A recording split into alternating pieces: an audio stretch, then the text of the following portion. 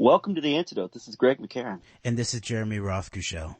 We are coming at you at approximately a little after 5:30 p.m. Central Time here in the United States on Monday, May 25th. Here in the U.S., it is Memorial Day, one of the more obviously somber days on our calendar when you consider the history of U.S. foreign policy, the history of particularly over the last century plus of the wars and interventions that have been waged that have resulted in this very somber celebration, and the combination of some of the best of Americana, but also some of the worst in terms of the way it's used from a very propagandistic perspective as a means of holding up this false perception that we have of the exceptional country and the exceptional military. The military is an institution that is beyond any scrutiny and everything related to it, and obviously all that comes with that.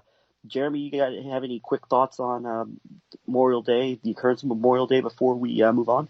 Yes, the two major things that I think we should remember about Memorial Day is that, first of all, it has to do with memory.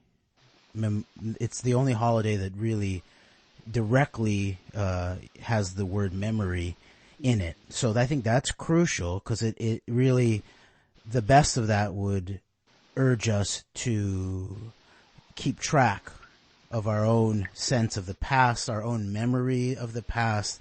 And of course, memory is not the same as truth. In some way, memory at best should be something about the merger of truth and interpretation. And so that's one aspect, I think, that's really important. And then obviously the other aspect of it is the recognition of the warrior spirit. And both of these sides have shadows. First of all, memory can be intensely skewed. It can either be unintentionally skewed or it can be intentionally manipulated, where things about the past, our past, has been left out, or it's been mistold, or purposefully distorted, or wrongfully manipulated.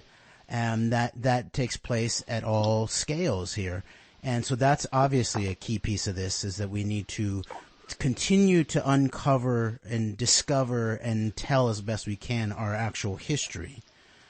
And so that's one thing. And then the warrior spirit, the way that it is, there's something that's very deep. It's a crucial piece of it's the psychology of humanity to defend themselves, ourselves, each other, our families, our countries, our people, our planet. There's all ways you could scale that warrior spirit. And then the question is, then what do we do with that warrior spirit? Do we allow it to be manipulated and abused and sent out on criminal errands often? And that's what we're struggle with in our specific particular context in this country, when we recognize the warrior spirit, the willingness to sacrifice, the willingness to take an oath, and then the obvious hand-in-hand abuse of that, the failure to live up to that, both as individuals and collectively.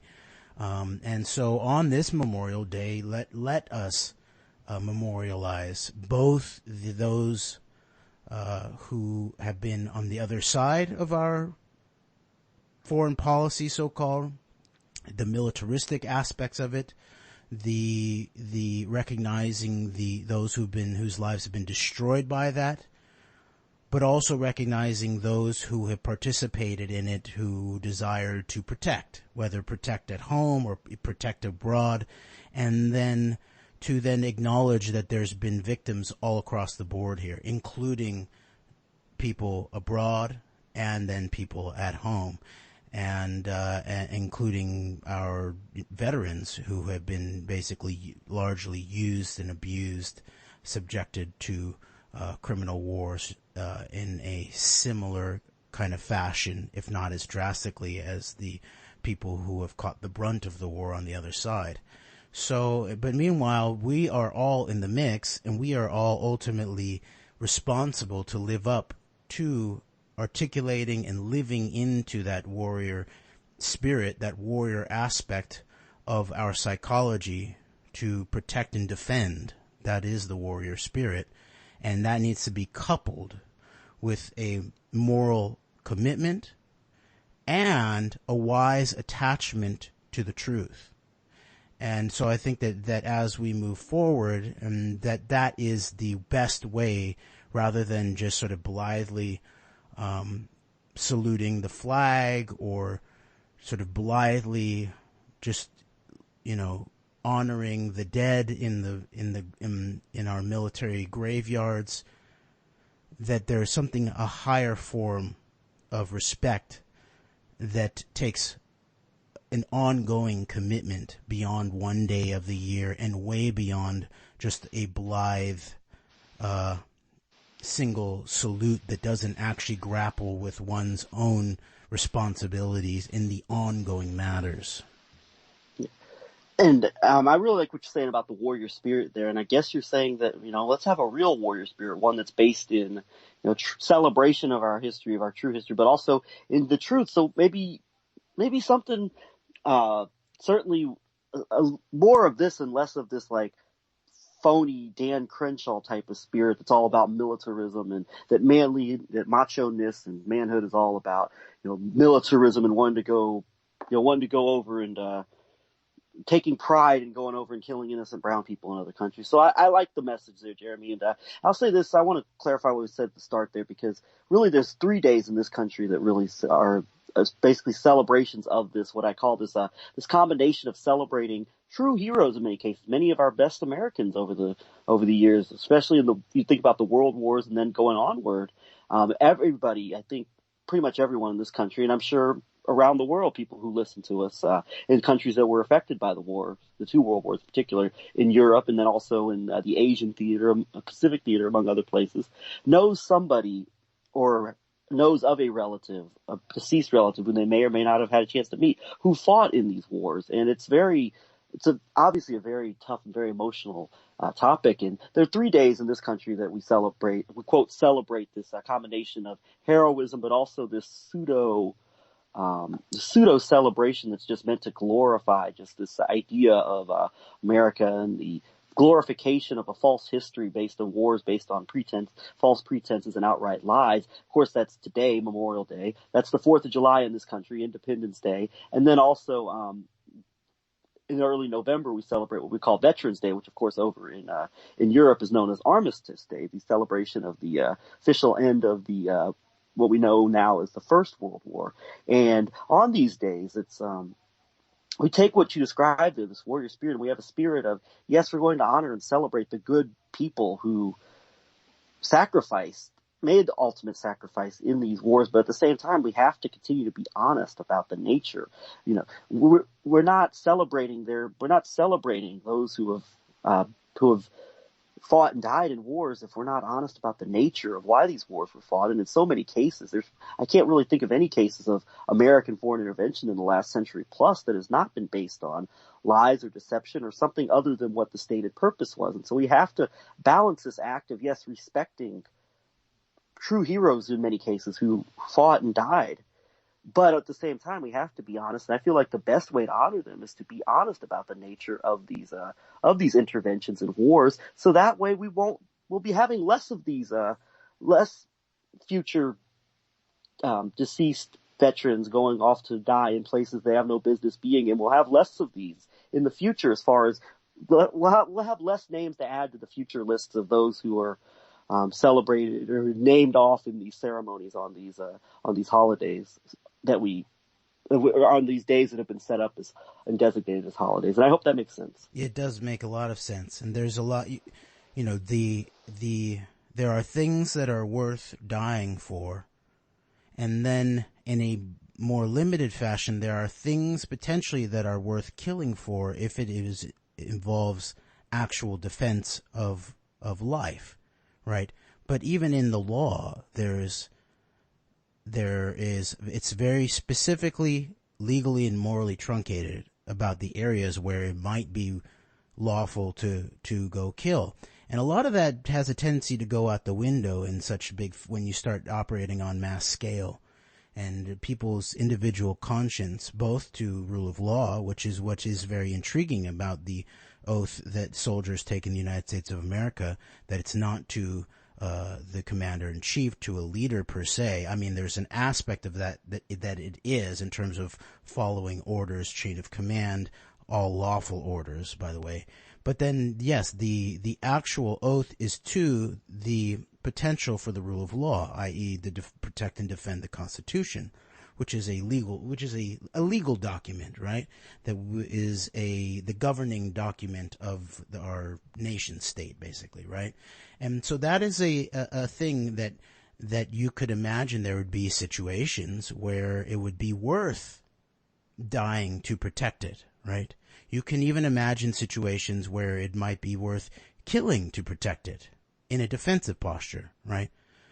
But a lot of that goes right out the window when you start doing mass propaganda and you're talking about actual geopolitics and the machinations of global so-called elite and all of that, and the interests of oligarchs and nation states and in some kind of sick synergy of some sort. So I guess the way that I feel about the warrior spirit in relationship to Memorial Day, or the war fighting spirit, let's say, even, is that to me, it's similar to the commitment to rule of the pillars of our constitutional republic, which would be rule of law, commitment to rule of law, and commitment to democracy in a synergistic combination. And that those things have been simplified to questions of court and election day. And maybe later on in the show we will then delve back in to taking a warrior's view of the questions of rule of law in relationship to election day, maybe. And I would then urge to us to consider that there is a much deeper commitment that is called to us to take in relationship to the commitment to rule of law and democracy in our country here, that goes way beyond something about showing up for jury duty if you're tasked to do it in the mail, or showing up at court, or showing up at the ballot box. But those things should be considered in the mix too. So as on any day that memorializes something, let's memorialize it and actually use it as an opportunity to integrate it further into the question of our public and private commitments. Yes, I agree with you. And the last thing I'll say on this, I think it's very important to balance the legacies of what we know, proven history that's proven, the major, at least on our side. And I'm sure this is the case in many people listening overseas in other countries, other parts of the world. Balance what we know, the proven history that is so proven and so documented of pretty much if I could say as an American, all of our major interventions of the past century plus or so, even going back even prior to that. If you look at the history of the American Civil War, there's a lot of hidden history there that shows that conflict wasn't all it was made out to be. The evidence points in that direction. Balancing those historical truths with the actual legacy of many very real life heroes who went and made what you call the ultimate sacrifice, believing that they were fighting for their country and the ideals that, they believed that their country and the flag represented. So balancing that. But I want to say this one more time, reiterate this, that I feel like the best thing we can do to honor the memory of those who have served and who have made the ultimate sacrifice, as they call it, is to speak the truth and be honest about the nature of what the United States has been doing, particularly in this country, for us as Americans. What has been going on, the true nature of these conflicts, and that we're not all there may be. And ultimately, so many of them were unnecessary, and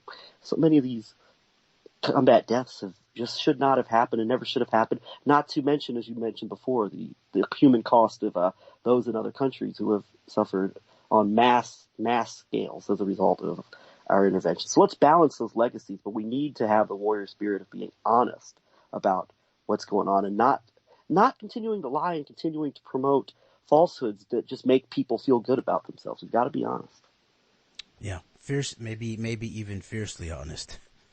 Yes. So we talked about, we're going to get into, I think, some topics related to election fraud a little later on the show. But first, something that we've been dealing with for quite a while, and we're going to have to put it out on the table today, related to Mr. Brendon O'Connell and some recent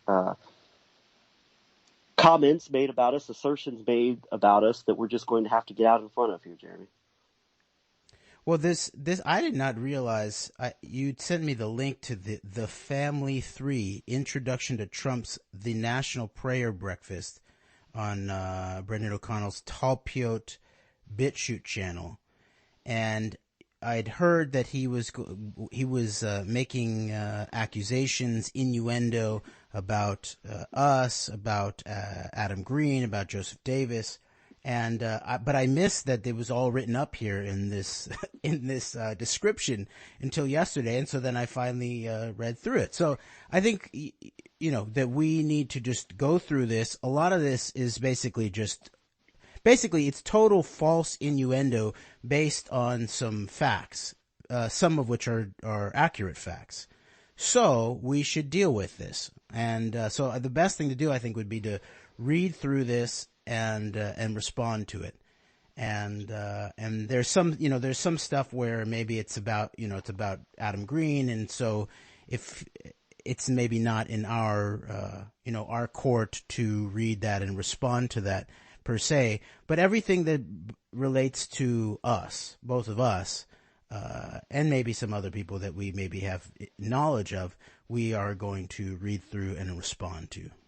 Yeah, and this is this is something that's been going on for a couple of years. I think a lot of people who follow our program know of like the issues and some of the factors going on with this Brendon O'Connell relationship, and the fact that he's been, for the better part of 2 years, has been very, he's said a lot of things about me that I believe are not true, and I know definitely someone like Adam Green can relate to that. But this is the first time really he's gone from just expressing his what I believe are based on misperceptions and false perceptions, misgivings about me, and gone into like actual serious allegations that would try to actually serious infringements upon our character and what we represent. So this is a little bit of a different dynamic here now, which is why we're taking this time to address this and get ahead of it. Well, I'm sort of angry and frustrated that we have to deal with this rather than actually, hone in on more of the analysis and research that we've been doing. But we have to. I mean, this is directly addressing us with false innuendo and basically accusing us of being part of some larger operation directed at him to undermine him. It's not quite clear exactly what the purpose of it was. But we have addressed some of these false claims that he's made about you, about us and Talpiot Talk, and we've corrected some of that stuff, but that was sort of like it was his opinion in some way about what had happened, and some of it was false, and so we had to correct that. But I am frustrated that we have to do this, but we do have to do this, so we're going to take up some of our show to address this. And I can also understand like that. Me specifically, why it would be people who have been more of the target of this kind of stuff, which would include you, but also would include people like Joseph Davis and Adam Green, would be frustrated or angry with my approach and relationship with Brendon over the last months and years, and that in some ways, like I did an interview with him when he was in transition once again out of Malaysia, and I can see the way that it looks like I've normalized the way that he has treated people in this way, including me, in the mix too, but I haven't caught the brunt of it. And so, everyone needs to speak on their own behalf. But I also am going to speak on my own behalf, and I'll speak in relationship on behalf of the truth as best I know it too. Okay. And then others can speak on their own behalf. And some of this stuff I've already even just directly addressed to Brendon, with Brendon, on certain Talpiot Talk, conversations. I actually took direct issue with him, the way that he was using sort of personal attacks against people such as Ryan Dawson an innuendo about the way that he looked and making accusations that there was no backing of about personal matters, personal life stuff. And that I thought that was, first of all, I've always held that there's two wrong things with that. First of all, it's wrong. It's immoral. It's not fair. And then secondly, it's also not strategic. It's not pragmatic. It doesn't work well in relationship to if you think that you're working on a highly important global political issue that's at the center of the fate of humanity, then it's not the way that a dignified adult man would actually behave. And that reflects on the question of the larger work and relationship to the issue. So that's always something that I've held out. I've expressed that to him publicly. I expressed that to him privately. And so that's always been in the mix there. But then I can also understand how when I go ahead and do an interview with him, and I just also want to point out that this is maybe, this is a part of my psychology, is that I have a strong sense of defense of what I see potentially as someone who's in a vulnerable position. And I would just point out that it was this thing that Brendon likes to sort of harp on us and talk folks about the talk about the debate with Ryan Dawson, which I ultimately did end up doing, that was all started because I challenged Ryan Dawson publicly on Twitter when Brendon was being detained, I think in New Zealand, in New Zealand immigration, when he was on a visa run to New Zealand, I believe from Malaysia. And Ryan Dawson was making public statements about how maybe Brendon was a danger, a psychological danger to himself, and was, mentally impaired enough that there should be some kind of, it seemed like aggressive intervention is what Ryan Dawson was suggesting. And I thought that was completely, wrong and potentially dangerous in relationship to someone, Brendon, who was in a situation like that. And so then it's at times where Brendon's in transition and I'm concerned about his potential physical safety that I have a lot of sympathy for his situation. And so I did this interview with him when he was in transition last time, but I did take it down the last couple days because it doesn't, I'm grappling with the question of having normalized this behavior by that relationship in the terms of the way that I presented it publicly and, joked with him and all that stuff and didn't grapple with this other stuff publicly with him. Because that's the other big critique that I have of the way that he operates in terms of this kind of stuff is that he doesn't address things fairly openly directly, as I did with like Ryan Dawson, for example, as I did with him.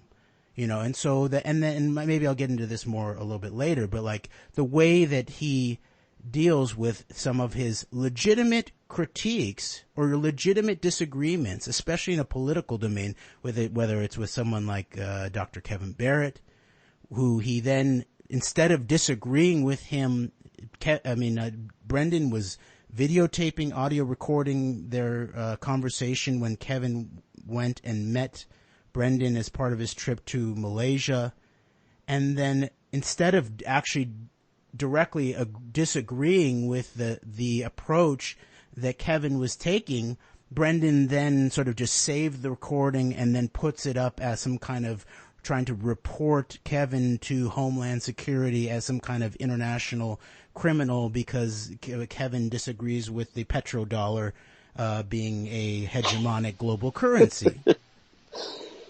And so, that doesn't take away from the legitimacy of the direct critique of either that take of Kevin's or other takes of Kevin's. But the way that I address things, I've done this with Kevin too, just like live on False Flag Weekly News when I co-hosted it with him for a while. When he would say things that I disagreed with, or that I thought were maybe potentially even a little, edgy, potentially morally, I would address them immediately, And yes, maybe one of my faults is that I'm maybe diplomatic to a fault sometimes. And so I don't, getting back to the warrior spirit, I do think, of course, diplomacy is the leader. It should be the leader if you're not in a military dictatorship, whether it's a personal one or a national one. And that diplomacy should be the leading aspect of statecraft or personal craft in many ways. But sometimes it's time for the warrior spirit, which includes sort of severe consequences especially, and you would hope, in the personal aspect of truth telling, confrontation potentially, And so I just think that kind of stuff should be done directly. It should be interpersonally fair. It should not be done by innuendo, by sort of using facts, or either falsifying facts or using sort of some true facts and falsifying an entire narrative and turning it into sort of black innuendo of some sort against somebody, rather than actually having a disagreement with them, either handling it privately and or publicly. Okay, so that's one of the principles that I think is in the mix here in terms of that. And so the reason I brought up the whole background there was that this is one of the things that Brendon continues to say is about the thing about the Ryan Dawson debate, that's all that he was just trying to get everybody at Talpiot Talk to organize at military bases and in military forums, and all that anybody would talk about was debating Ryan Dawson.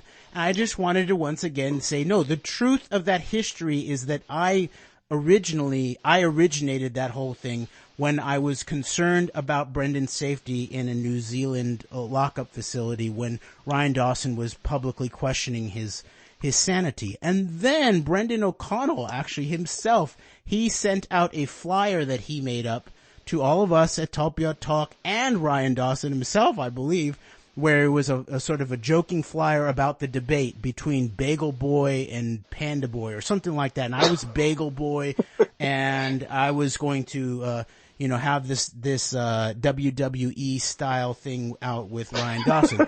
But meanwhile, I wanted to honor my word to actually debate Ryan Dawson. The issues were important.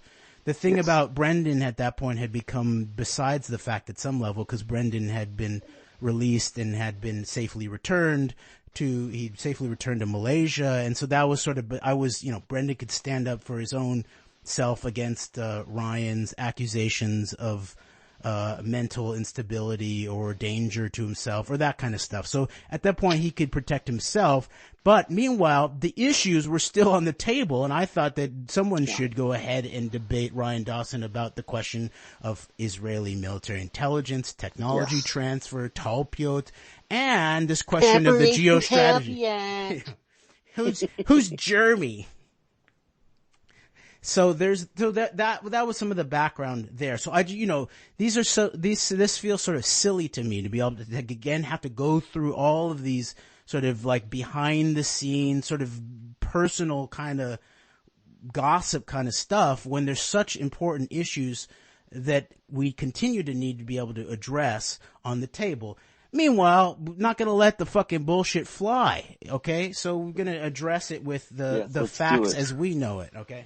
Yes, and before we get into this full addressing of the of what was written, and I guess what Brendon thinks he's going to be, what he believes, I guess he thinks he's going to be exposing about us in the near future in these I guess video exposés or whatever he's got planned. I'll say for my side of this that the primary accusation, the primary reason why Brendon's had a beef with me, and to a lesser extent you, although now he's really coming out with the serious innuendo against you, and he'd been pretty reserved in the past, more or less, regarding like taking his beef always seemed to be with me, but now he's really coming out with what, as we're going to see here, some very blatant falsehoods that do, I think, ultimately account to slander and character assassination. The beef was always that Brendon, based I guess it's based on a comment I made during one of the Talpiot streams. Back before I knew what Patrick Little represented and understood, I said maybe Patrick Little and some of these other alt-right people might be worth having dialogue and discussion with. This is when we were talking a lot on this program about the what were known in the YouTube social media video sharing sphere as the blood sport debates that were going on. And, I'd expressed a desire. I made what I thought was a very innocent comment that maybe this guy maybe we could talk with him. This is before I knew what he was doing. Things like, these stupid, the publicity, the stunts, like, holding up Jews rape kids signs and things like that. I didn't know that stuff about Patrick. Or Yids rape kids so it had the rhyming aspect to it. I thought he was a possible future congressional candidate in California who was raising questions about the USS Liberty and things like Hezbollah being designated as a terrorist organization, albeit I was not comfortable with, there was a racial angle there, but I didn't know the ins and outs of Patrick Little. And, I think I deserve a break for that.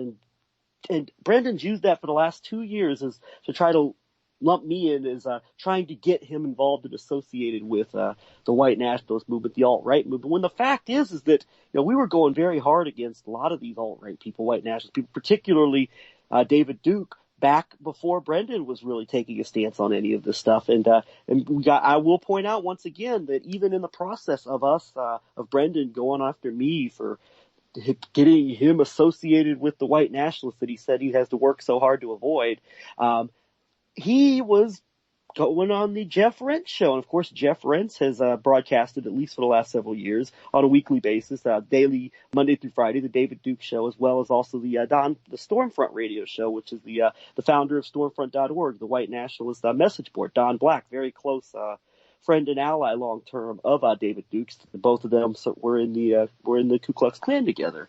And so it's very insulting for me that somebody who I think you and I personally think, my personal opinion here, we've been doing some of the best work in going after these alt-right networks and a lot of this, and for me to be constantly have that thrown at me by Brendon, it's very, it's bothered me a lot. And it's really turned up now that Brendon's really, like, I guess, ramping up a paranoia within him in terms of these accusations and allegations that are just blatantly false, as we're going to walk through here. But I wanted to explain my side of the story on that. And also, Brendon constantly says he warned us about the white nationalists. I didn't realize he had such a hard concern about it. Maybe I ignored him. When maybe I didn't listen closely to some of the things he was saying, but I'll say this also. It's kind of hard to listen closely to somebody, listen to their concerns when they're yelling and screaming at you and throwing, and just constantly ranting and raving about you. It's kind of hard to take your concerns into consideration when you operate like that. So,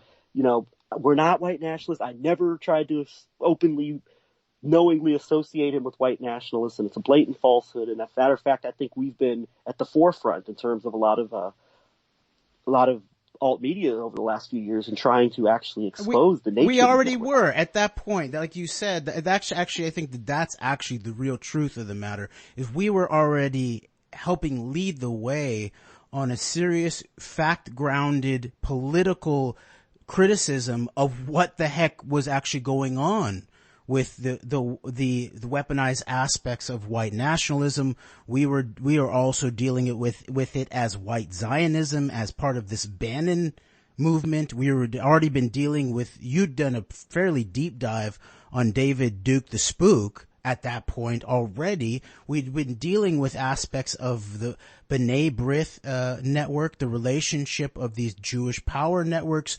with with anti-Semitism, with anti-Jewishness, with white Zionism, really, per se. We'd already been dealing with that. No one was trying to associate Brendon O'Connell with white nationalism. That wasn't going on. It was definitely not going on with us. No. And I didn't see it going on with anybody, really. And so I think that, and then, we were at a place where we were, and I actually think our failure in the mix of all of that is we haven't yet really stepped up to the plate of the warrior spirit in terms of the discussion, the dialogue, and the debate, including the exposing the potential bad actors in relationship to their narratives. And that at that point we were talking about how it would make sense to actually argue the ideas, to argue, to debate against the Richard Spencers. Yeah. Go ahead. Well, no, I think that's just that aspect of it, is that it was even you proposing to have a conversation with someone had nothing to do with trying to associate, just as unfair potentially as it might be in terms of a certain way of saying, like, just because someone appears on a radio show or something like that, then they're trying to necessarily associate themselves or an issue with that entire network. And at the same time, those are pragmatic political questions, which I always took seriously, which you always took seriously, which we never denied in relationship to Brendon's concerns around all of that. Actually, and I would say we were leading the way before him in terms of actually doing a serious fact-grounded critique of how all of that was operating. Yeah, and it's not, and I'm not saying by bringing up the Jeff Rense Association that Brendon, I'm not insinuating that he endorses or supports any of some of the viewpoints that are much more in the alt-right, white nationalist, perhaps some people call it neo-Nazi type of circles. But I mean, it is unfair, and I have a big problem with him like coming out saying that me, somebody who's been at the forefront trying to really shed light on these networks and how they operate, is trying to get him involved with white nationalists when he was doing a radio show when he was appearing on Jeff Rense's radio show, considering Jeff Rense's connections, openly having people like Duke and Don Black on a show, as well as a lot of rhetoric that was being promoted on the Rents website at the time, such as stop the Islamic invasion of America, things like that. So that bothered me. And I guess I'll finish with this, on this aspect of the conversation, is that one of the things I feel like Brendon has been one of his strongest points he's made over the last few years is the fact that he has a very strong belief that this white nationalist movement, what we're seeing is something that's been planned and something that is being propped up and promoted by design as a means to create and further instill paranoia and fear in Jewish Americans and have them leave to go to the state of Israel, take Aliyah, a big part of a much bigger plan as far as global Zionism and certain philosophies that go along with it. And I think that for me, it's like I think we should be best friends on this matter. I think he should see us as some of his greatest allies, but instead he's just come after us, me in particular, but now you also, as we're about to get into, in the most unfair manner possible. And I think we should be allies. There's no reason why we shouldn't be working together. Well, yeah, but when someone acts like this over and over, you can't. I meant from types of like commonalities in terms of our work and the type of stuff we're covering. Sure, and we never stop being allies on the issues. Like it's just like by responding to this, where there's no aspect of this where it's trying to say that the issues that Brendon has helped lead the way on. He says that he owns the issue of Talpiot and the technology transfer. Good. And I agree with that.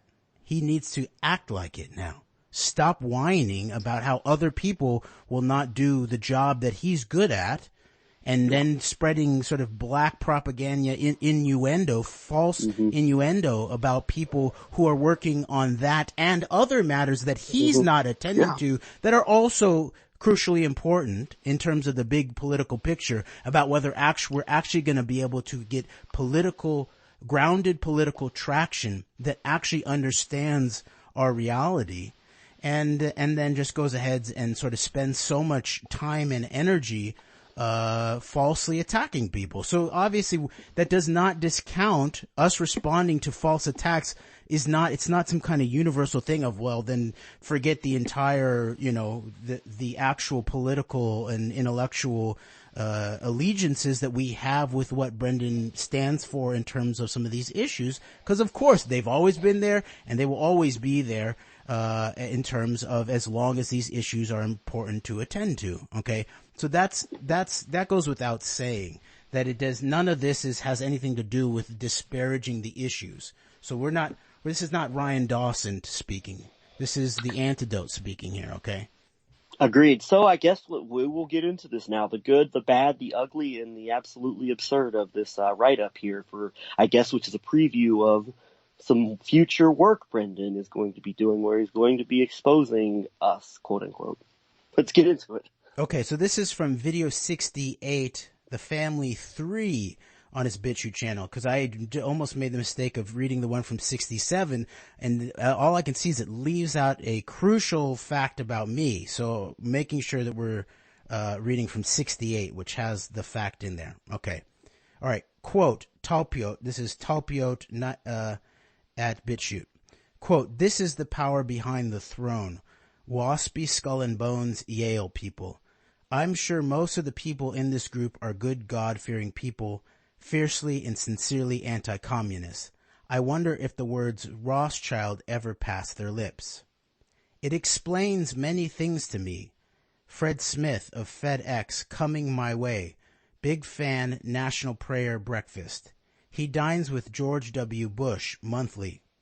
Fred Smith is besties with John Kerry, who is friends with Iranian Foreign Minister Javed Zarif. I stayed with friends of his in his hometown of Qansar, Iran. Hence, that's a big, all right, so this is the big hence payoff.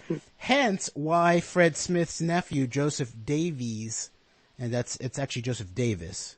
Joseph Davies turned up into my life with Adam Green, Greg McCarran, Jeremy Roth-Kushel. It's a question mark, so it's not a conclusion, It's a question mark. By and the he way, he misspells my name too.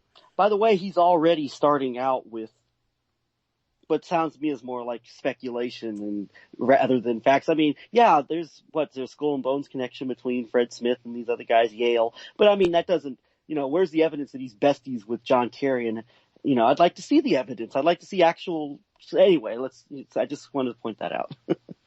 Yeah, and these political networks are really important. The hence is the issue here. Exactly. Yes, this is a classic example of taking legitimate things and then just bringing your own, I guess, conclusions and narratives that you create in your mind and then just making them out to be absolute facts. So, and the hence here is a big black innuendo that basically is accusing Joseph, and then it sort of expands it to all of us, really, of being on a mission sent. That's what it looks like. The innuendo is that Joseph Davis was sent directly on a mission by Fred Smith, his uncle, to Brendon O'Connell to do something. Okay, and that's the innuendo here, right? And then we're also implicated in that, and he'll expand on that. All right, this is about to get good, Jeremy. Okay.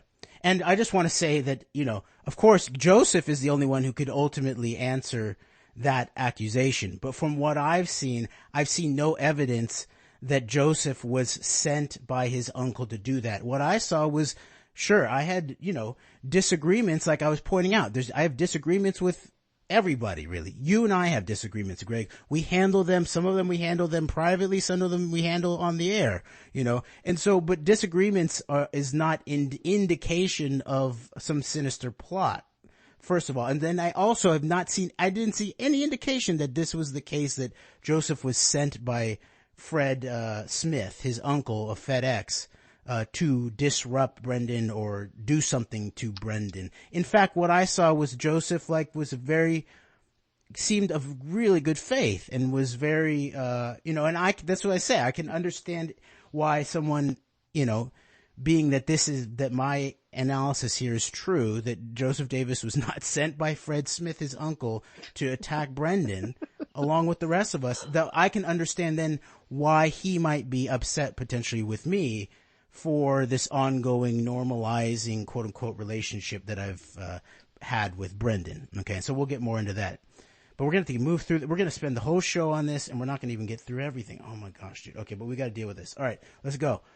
Okay. Then, quote, "Then we have Betsy DeVos, married to Amway boss. She is the current United States Secretary of Education. Amway, desperately close to the quote-unquote family and the National Prayer Network. Her brother is ... Eric Prince, Blackwater, who supplies all the bodyguards for ... Alex Jones." I've only heard of one. Anyway, go ahead. who got through twice to Alex Jones on the phone to complain about Roger Stone and the NXIVM cult. That would be good friend of Adam Green, Greg McCarran. Have you ever tried to get through to the Alex Jones show on the phone? How the hell did McCarran get through twice in a week? ? Yeah, I have tried, and I've successfully gotten through more than 5 times, I think, over the years.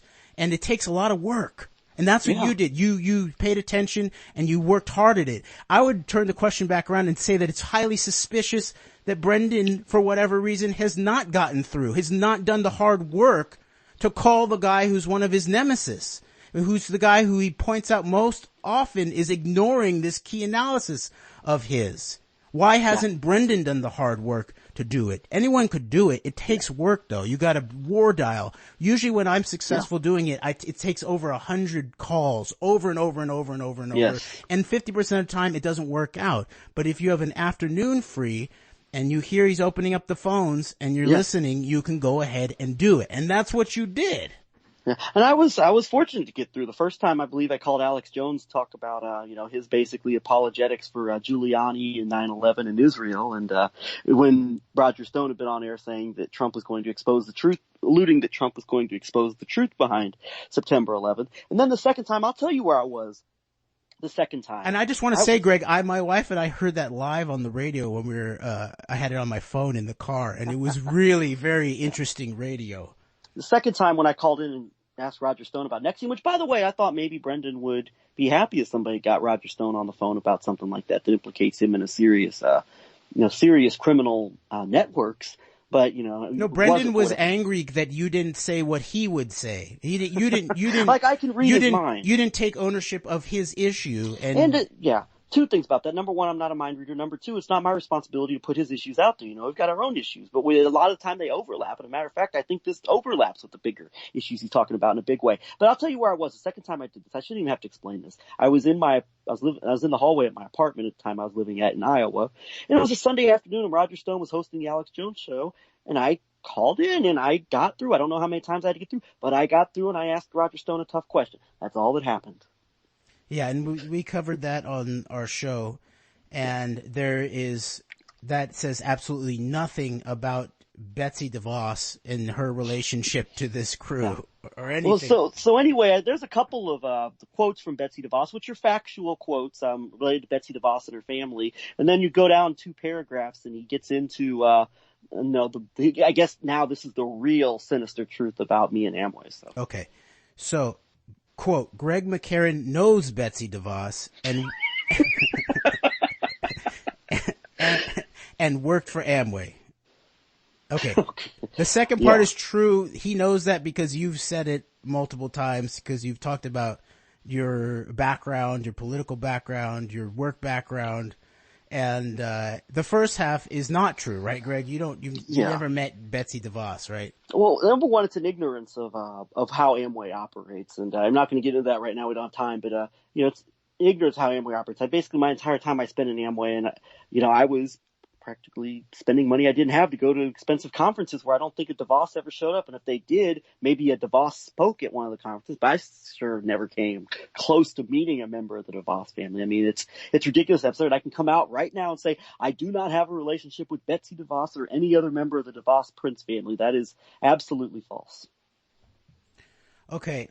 So. And then listen to this next part. Okay. And the other thing, I just want to also just say that there's an aspect of this, the more I begin to think about this over the last couple of days here, this whole scenario, and then reading through this yesterday, the angrier I got, because there's, if you know Brendon's work, you know that he's celebrates what he sees as the rich potential and potential values of the United States of America. And meanwhile, here are all these actual real Americans with our backgrounds and our own personal flaws all there on the table, okay? No one's hiding their backgrounds. Joseph basically told Brendon very soon, after having had any contact with him about his background with his uncle as being the founder of FedEx. Okay, these are we're real American Yes. people, real American men in this case.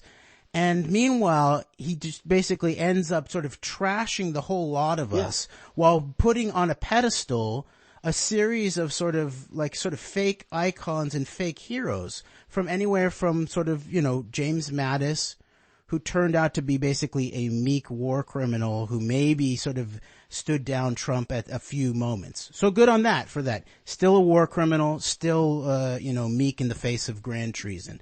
Then even now, it's like someone like Bannon, is somehow to be celebrated because of his anti-Chinese rhetoric. Meanwhile, he trashes the actual Americans in the fold of a country he really doesn't really know the actual aspects of. And that was actually part of the conversation that I had with him. I was informing him about some of the darker aspects of being in America, including the weaponization of the food, what it's done to the guts, which is actually the second brain of the American people, the glyphosate, the attack by Monsanto. It's basically destroyed our guts. So where are our guts? So there's an aspect of that I was trying to educate him to. And so I guess that's part of what makes me angry about this is basically there's this sort of flight to fantasy where he basically sort of throws in the garbage like the actual Americans who are in the trench or who are meant to be in the trench with him. And yet he sort of then makes a sort of a fanciful flight, a fantastical flight into these sort of people who are actually criminals, really, right? Yeah. I mean, from Mattis to Bannon, this is people who've actually done criminal actions of some sort. And in the case of Bannon, at the very, very heart of this U.S. Trump administration relationship with the most hardcore elements of the Israeli operation, both in the Zionist operation, both domestically here as well as globally. I mean, it's absurd, but anyway. And in order for us to finish this whole thing, I think what we should do, Greg, is that what we'll do is we'll finish at the 58 minutes, which we're coming up in the last 5 minutes here, which is for our No Lies radio show. But we'll just continue recording so that we can post this entire thing on YouTube in its full fashion so we can get through all of the allegations and innuendo and respond to everything fully. Is that okay with you? That sounds good to me. Okay. All right. So we'll keep going here. All right. It explains, Greg McCarran knows Betsy DeVos and worked for Amway. Now, now that explains a thing or two. It explains how Greg McCarran got on the phone to Alex Jones twice in a week. No, it does not. It has absolutely nothing to do with it. Yeah. There's not even any overt Amway InfoWars connections. I mean, yes, there has been a bodyguard who was supplied to Alex Jones who appears to be from Blackwater, and Alex Jones has praised Eric Prince on a couple of occasions, but there aren't even any overt public connections between InfoWars and Amway that would result in me, via result of having a friendship with Betsy DeVos or knowing her, getting on air on InfoWars. So. And in fact, even the facts are wrong, because actually one time you were on with Alex Jones that week, and then the second time you were actually on with Roger Stone, who was he was either hosting for Alex or was for his own show. He was hosting that show that day. And that was the very last call of the day, and I think I made him pretty unhappy. Oh yeah, and people can go listen to our show where actually I feel like I did a pretty good Roger Stone impression. And why hasn't Brendon O'Connell ever highlighted how good my Roger Stone impression is? And all the black innuendo about that too. Actually, I would flip this around at some level and basically say, no, this last sentence that he just made in terms of both the obvious lack of attention to factual detail and accuracy, but also this obviously false innuendo here is actually might explain why Brendon O'Connell has never gotten a call done to InfoWars. When he should have. What it shows at some level is he makes excuses for things that either he's unwilling to actually go through and do, whether it's debate Ryan Dawson on his own behalf on the issue that he owns, or whether it's actually making the phone call and confronting the guy who he calls all kinds of names, maybe rightfully so. Definitely he's right about the cover-up that Alex Jones is doing and the lying and the disinformation and the treason behind it all. And why has Brendon not done the hard work to actually get on the air? It's not that hard. It really isn't. I mean, you just have to have some you take some time and you have to have some patience maybe. And there are days when you won't get on air. There are days when both of us have called into shows and have not gotten on air. I mean, it's not this elaborate, you don't have to be part of an elaborate conspiracy to get on the Alex Jones show. I mean, it just takes some effort and a little bit of patience really is what it takes more than anything. And one more thing, going back to the whole Ryan Dawson thing, I thought from my perspective I was not involved in the direct negotiations. That was more or less you and Brendon and Ryan. That was more or less the thing between you guys. I was kind of watching. Brendon almost had nothing to do with it at some level, other than stirring the pot on it. Yes, what I meant was, and having talked a lot of shit against Ryan, and likewise Ryan against Brendon, and me the only guy actually answering the phone, I guess. Well, what I meant was I was not involved. I was not involved in any of the stuff. I was like basically watching, like on the outside watching, as far as like all of this process going on between you. And my whole thing with that was I perceived that my perception was that since Brendon made all these videos about Ryan and was constantly talking about him every chance he got, that maybe he'd want to actually have a conversation with him, because I think there's an aspect that's not really fair to constantly go out and make videos about someone and then just absolutely just like, the idea of me actually talking to him, actually having a dialogue or debate with them is the most absurd thing ever. I don't think that's fair either. And it's unfair to project on us that we tried to get him to talk to Ryan Dawson, when the fact of the matter is, from my perception of this whole thing, he would not stop talking about Ryan. Maybe people thought he would want to. He already had to talk. He had been on Ryan's show basically with him, and they talked about it, and then Brendon got upset but then would not debate him on the point about why he was so upset and what he thought either Ryan was wrong about, or all of that type of stuff. So that debate ultimately happened. I asked Adam Green to host it because I thought that he was both technically able to do it, and then also I thought that he would be fair in terms of giving it a hearing, and I thought he was very fair about it. And it was ended up being an interesting conversation, and we did talk about Brendon because it was sort of the impetus for it. And I, gave my defense of Brendon on point in relationship to why I had originally, picked the debate with Ryan Dawson. So, all right. So we're basically in our last minute here of the radio show. But let me keep going here. Okay, no, I just want to explain one more thing about the Alex Jones phone calls, okay? It is the case that you can get this done, right? And we've talked about some of our different phone calls into Alex Jones, okay? I called into Alex Jones maybe more than 5 years ago, and I've had all kinds of experiences. I've seen Alex Jones do some very shady things while I was on the air, where pretending like I wasn't talking. I have video of that where he's pretending like I was not saying anything and trying to make him look bad right when I brought up the question of the formation of Israel and the relationship of sort of terrorism and the Stern Gang and Irgun and all of that kind of stuff. And that's when things got real silly with Alex. And so I thought that was very interesting. But I guess until next week on the No Lies Radio antidote, we're out. But if you're interested in hearing the rest of this conversation, you can go to our YouTube channel. All right. Thank you. All right. So for YouTube audience, I've also had the experience of when I was on the phone holding on Alex Jones when Dugan was on. And I was gonna wreck some shit on that, but and they kept on pushing the call back. All of that to say, he does that constantly, almost every day I've ever listened to him. It seems like. Yeah, there was a time right in that area, like surrounding the 2016 elections, and I got at least a couple phone calls in during the election season, and then I got one in during the transition where I dealt with Flynn not being a patriot.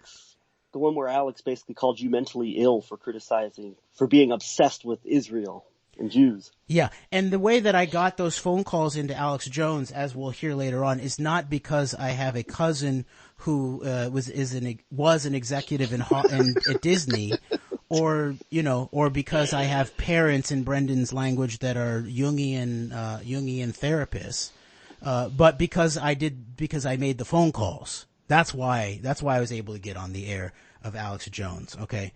All right. So let's continue onwards with this. Okay, so now, all right.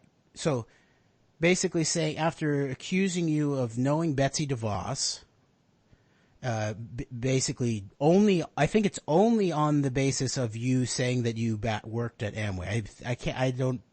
There's no other facts here, okay? And there are no other facts about that because it's not true, okay? Now that explains a thing or two. It explains how Greg McCarran got on the phone to Alex Jones twice in a week. It explains how McCarran's good buddy Adam Green got on Alex Jones 3 times via Owen Schroyer and Jones himself. Okay. No, it doesn't. You know, if you have other facts that you think point to the direction of that, then fine. But Greg supposedly knowing Betsy DeVos, which is not true, that didn't do anything. No, meanwhile, Adam was the foremost public critic, documenter of Alex Jones's lies of anybody in the world, basically, right? So yeah, they had to respond. That makes a lot of sense to me. You know, not your relationship with Betsy DeVos. Yeah.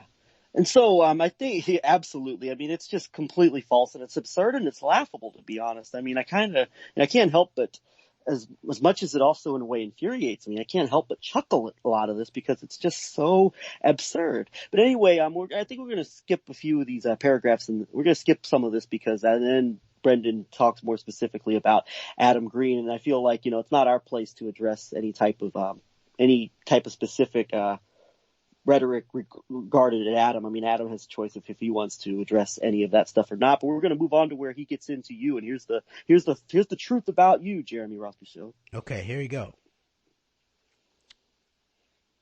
All right, so he makes all these other sort of allegations. Part of it is that allegations of that Adam has mothers from the South. So this is sort of something about Joseph being from the South and Adam having family from the South. I joked with my friend John Brisson. We've read the documents. Really good source on this bigger CNP right-wing network that Brendon's trying to tie us into, by the way. That just wait until Brendon finds out that John is a evangelical from North Carolina. But anyway. I.e. lots of diverse, different Americans, real Americans, Brendon O'Connell. Here we are.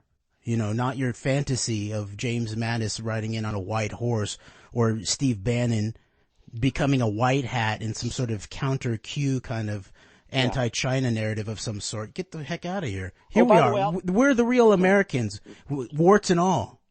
I'll throw this in real quick. By the way, the whole Steve Bannon thing, I think, I actually listened to, he referenced the Steve Bannon rant against Henry Kissinger on his radio show, War Room Pandemic. And I listened to it, by the way. Yeah, Bannon had a pretty hard rant on Kissinger, but then he immediately followed it up by bringing on a guest to talk about about an article that he wrote for the National Interest, the Center for the National Interest, which is this, which Henry Kissinger sits on the board of. And we've gone in depth about the Center for the National Interest in the past. So I had to throw that in there. That seemed to be the source of, some of the praise and, positive acclamations that Brendon was throwing at Bannon out of this belief that anybody who speaks tough on China has to be doing it in some type of 4D chess move against Israel. So, okay, quote, and then we have Jeremy Rothkushel, misspelled.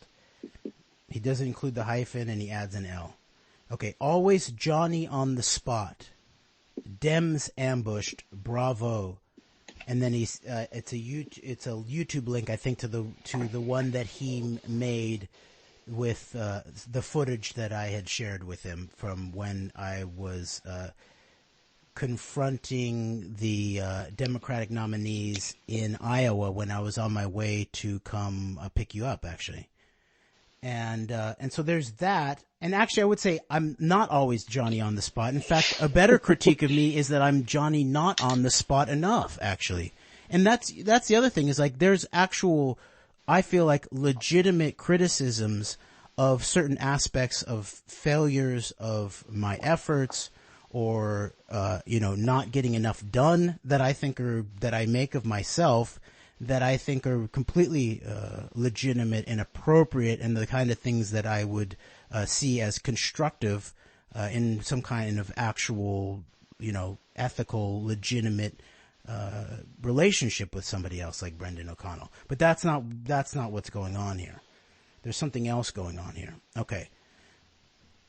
Then, quote, Jeremy ambushed Hank Paulson, James Clapper, and a host of others. That is true, other than I take issue with the ambush word, but fair enough. Okay, that's a fair typification of that. Okay, then he says he got into D.C. halls of power with Greg McCarran. That's true, but we didn't get into, as anybody who's ever gone to the D.C. knows, you stand in a line and you go through a security checkpoint, and then you can then also get into the halls of power. And we were there for public hearings. I mean, we were basically waiting for people we got on camera. We were waiting for them to leave public hearings that were available for the public to be sit into. And this is something, that I was, part of the, and maybe I could get into some of this more after we deal with some of the rest of this. But part of the thing about all this is that it's also meant to be like, and we've mentioned this very publicly, like anybody can go and do some of this stuff, including making phone calls to Alex Jones's show or to C-SPAN to talk about the most important issue in the world that you own. Anybody can go ahead and do that. And there's aspects, of Brendon's his legitimate critique, which had to do with things like, all right, maybe we're talking too much amongst each other on YouTube, and let's hit some other forums online. Let's actually get out into IRL in the real world with some banners and flyers. And I agree with that. And I always agree with that. And that was one of the reasons why I ultimately ended up printing up his flyer and bringing it up with me. And he published it just in time, actually, because I knew I was heading up to meet up with you, Greg. And I knew also that the Democrats were going to be in Des Moines for a rally, and that there was going to be a chance to talk to them on camera. And so I just printed up the flyers that Brendon had just published online, and paid for them myself, and then brought them up there and had them on hand. If someone else had made a flyer that was better, I would have done that one. And Brendon's was visually interesting. I think it could have been better. It still could be better, and we do need good flyers and banner ideas. And I think that we should move in that direction. I don't think it's the be all end all, obviously, just as like I think that voting is not the be all end all. Neither do I think that sort of like standing outside military bases or talking to people in the military and the police is the be all end all of political reform. Although I see it as a crucial piece. And on that note, I'll throw in, since you mentioned the idea of standing in front of a military base, that's something Adam or Brendon was all about. Like people should do things like that. I'm like, if he sees that as an effective form of activism, and I think there's definitely a place for it. More power to him. For me personally, I can speak that that's not something that I've ever felt like I would be comfortable doing. And, I expressed that to you. I know I don't. And he was very adamant that people do things like that. And, the thing is, when we went to D.C., we didn't go to any military base or anything, but, it was something out of my comfort zone to step into a congressional office and hand out these flyers to staffers for these members of Congress. And so I feel like on one hand that I feel there should be an appreciation on his part for me and also for you doing things like that, because that was something I was never comfortable with. And, we did it when we went to DC. Yeah. People take their own steps in relationship to new areas that they're not familiar with, or that, are a little bit more uncomfortable in relationship to what they can handle. In addition, similarly, like where I would recognize if Brendon stepped into actual debates or something like that, I would recognize that as a place of discomfort for him that he obviously has resisted for some reason, and that would be, I would applaud that, and I would, give some gratitude for the leeway for people feeling into new and uncomfortable domains. And on that note, also add that we made a point to go to each of the military branches, which had offices in the, I believe, in the House building, maybe even the Senate building as well, and dropped off literature and talked with staffers in their offices as well. So, yes, okay. So he, quote, he got into D.C. halls of power with Greg McCarran. Okay, yeah, I've been to D.C. multiple times. Went there one time I had proposed it, actually. There was a We Are Change LA trip, and I had proposed, hey, all these papers are out, all these scientific papers about 9/11 are out. Why don't we go, instead of going just to the anti-torture march with Code Pink involved, why don't we actually go up to Capitol Hill with the flyer, with the both the flyers and the scientific papers put in an actual, manila envelope, and then we all wrote a cover letter all together, and Stuart Howell led the way on writing up the cover letter, and then we handed these out and put them in the hands, got into the hall, halls of power. Okay. And that's the same as other things, like going to events, like, going to the event where Ted Turner was 10 years ago at USC. I paid a $10 ticket, I think, to go to it, something like that. Sometimes I've done it with friends and associates. Sometimes I've done it by myself.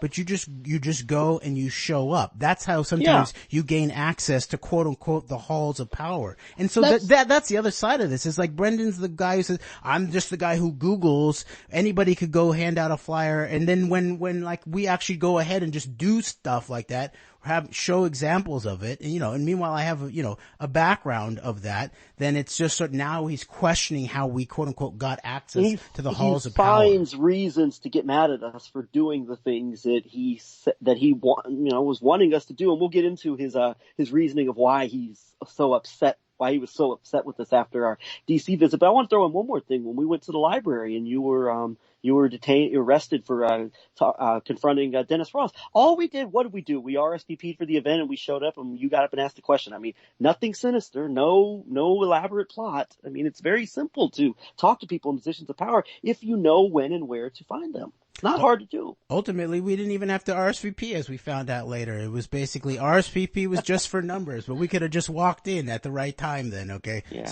I think the Condoleezza Rice event we may have RSVP for, maybe a few other events, but. Yes. Right. So sometimes sometimes you even have to pay for a ticket, All right. Quote, I sent them 4,000 USD donated to me to do this. Money I could use, that's for sure. Okay.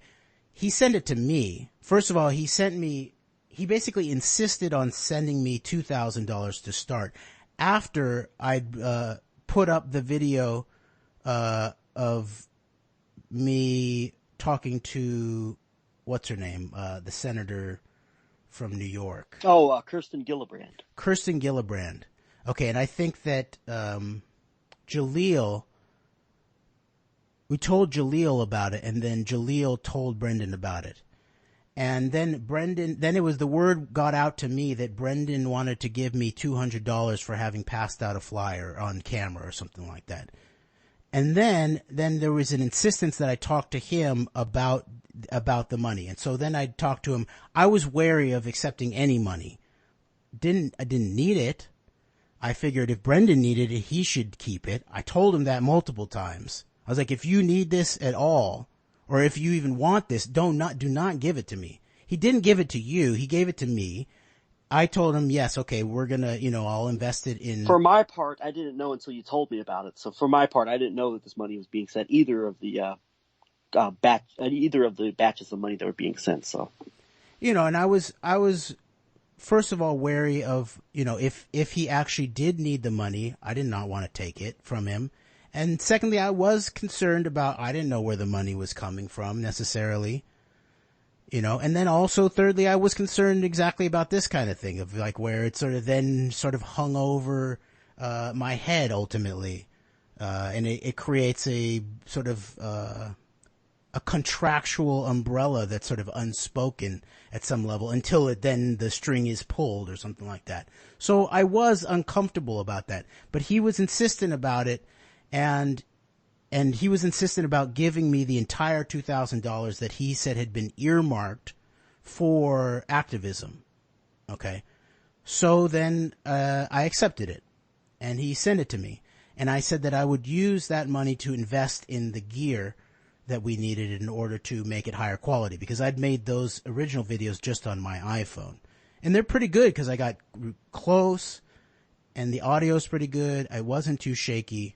But then I went and invested that $2,000 mainly in a good quality camera that had image stabilization, actually has actually almost like an internal gimbal to it, high quality microphone, high quality another backup camera that we could use if we needed to, like a body camera and stuff like that. And I spent almost all of the $2,000 on equipment to prep us for this kind of work. Looking back on it, I actually wish that I'd maybe just gotten the camera and then maybe split up the other $1,000 between someone like John Swin for things like working on the website that he was working on, expose the enemy, and maybe for like to work up some flyers and some banners and stuff like that. And then also for Jaleel, who was doing a lot of work behind the scenes. And I felt like maybe I should have invested it in them. So that's looking back on it. But meanwhile, I just invested it all in basically equipment for us to use. Okay. Then Brendon wanted us to go to the DEF CON to go talk to the tech experts about this issue. And I said it's going to be tough. First of all, it's like neither Greg or me is really quite competent to deal with the tech aspect of this. Like, you're good at that. Brendon's really good at like understanding the technology aspect of this, the economics, the geoeconomics of all of this. And he likes to pretend like anybody could do that and just Google some things. But no, not everybody can. Like, we're pretty smart guys, and it takes a lot of effort to have a facility for a whole new domain of information, including terminology, including historical background. And it takes, a lot of effort to become a lay expert of that kind of thing. So I said that I would try to do it, and then maybe I could go with my wife, who is in IT, so maybe she could help facilitate some conversations. But I wasn't sure I was going to be able to do it. Then I came up with the idea that they were starting to schedule the Mueller report hearings. I was like, oh, that's what we could do. That's what the Antidote could go and do. That would be highly relevant to our area of much more expertise. Plus, this issue would be in play there too, in terms of Talpiot, high technology, all of that. And so then Brendon had basically just sent the second $2,000 without even asking me. He just told me after the fact that it was in my account, basically. I didn't ask whether I was willing to accept or anything, but it just sort of came to me. And so then looking back, my little mistake here was the scheduling of this Mueller hearing, because then what happened, I found really good deals on flights and hotel, and then there was going to be almost enough money left to pay for our other expenses. And so then I scheduled it for this Mueller hearing, and then they changed the date of the hearing at basically the last moment. And so we were basically stuck with the date that I had scheduled for us to go. But meanwhile, there was other stuff that we could do. There's still Congress people there. And as people who have seen, some of the videos of like, talking to Jim Jordan, for example, in the hallway about Epstein, Israeli military intelligence. Israel's one of our greatest allies. And I don't accept this. It's one of our greatest allies. I don't know anything about that other stuff. Mark Meadows, now the chief of staff, knows nothing, feigns complete ignorance of the whole, obvious Soviet-Russian organized crime aspects of Donald Trump's history. I think even the now late Elijah Cummings professed similar ignorance. And so, and there's more there too. Like, we haven't put all of it out, even close to it, and Brendon, I believe, probably still has access to the rest of it, which you will see that this is another issue that he has with us, and that he uses in the most derogatory sort of black innuendo as possible about saying, is this normal activity? Yeah, this is normal for two guys. We're not the most organized guys in the world, but we got it together enough to get ourselves to DC and get some interviews in, report on it. We made a report after the day of the hearings about the Facebook Libra currency, which is we immediately had done the research on and pointed out there was heavy Israeli military intelligence angle to. There's a lot of, there's some interesting stuff that we reported on. Was it as fruitful as potentially the Mueller hearing would have been? I don't think so in terms of. And through no fault of our own, we missed what would have been something I think would have been really fruitful and productive. No fault of our own, because we worked hard to try to make this happen, would have been possibly talking with Congresswoman Rashida Tlaib for a few minutes, but it turned out that I think she got cold feet about us ultimately, and it never happened. So right, and that's even like another angle that Brendon had proposed as beneficial, is reaching out to these new, progressive congresswomen like AO. He was always talking about AOC and you got into a debate with the guy who wanted to be an opponent, who's positioning himself to be an opponent to AOC. Oh, to run against her. That's true. Yeah. That's an interesting interview. Yeah. So there was that. And so then basically the second 2,000 plus some, that I covered was basically on our trip to DC, where, some was produced, not as much as possible.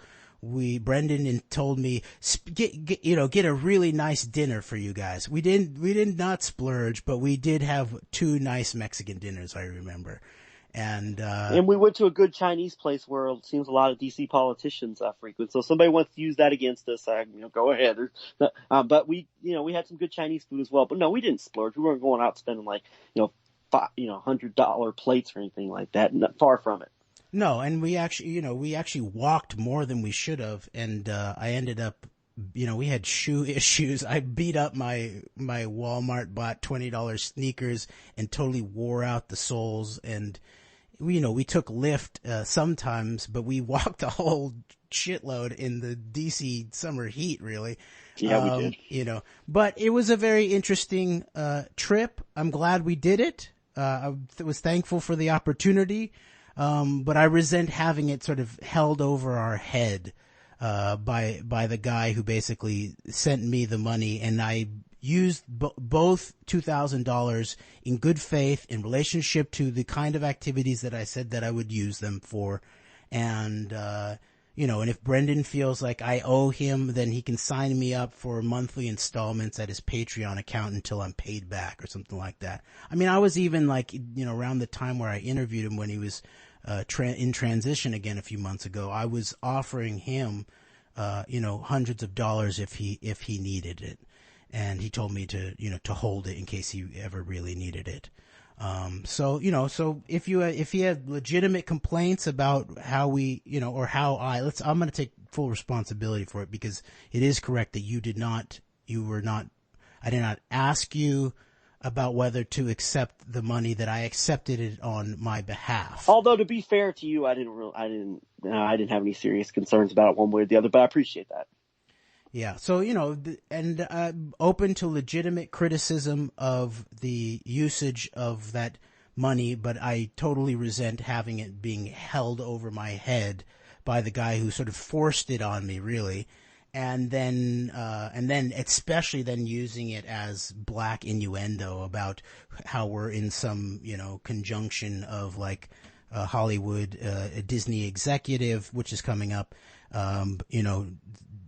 Betsy DeVos, maybe dead Dick DeVos, and then Fred Smith to basically just go get Brendon. Even though if he's had American allies in the public sphere, we're them, really, in terms of people who publicly shown up, who've been fair, have treated him in a very fair fashion. Yeah. Some might rightfully accuse me of treating him overly fair fashion in public, and I'm open to that criticism. And I would like to think, just going back to the allegations about me, I'd like to think that if Brendon actually listened to our show, and I don't have any idea if he does or not, if he actually listened, though, if he listened closely and was fair and unbiased in terms of listening, as far as any type of lacking preconceived notions or thoughts even before he listens to us, I'd like to think that someone who's supposedly allied and knows and is allied with the DeVos family would not talk about Eric Prince as critically as we have on multiple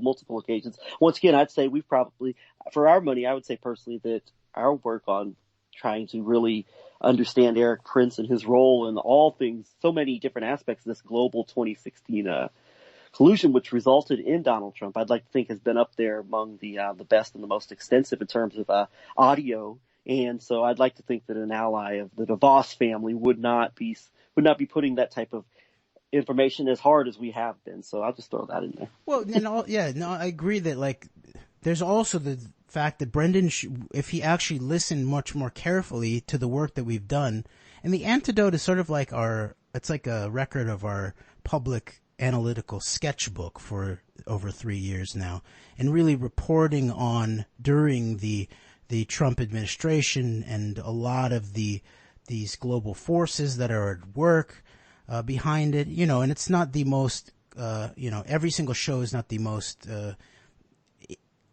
fully drawn out and tied with a bow and all of that. But the actual research and analysis is there for anybody who wants to actually dig into it, including the sources that we provided over the last, more than a year, basically.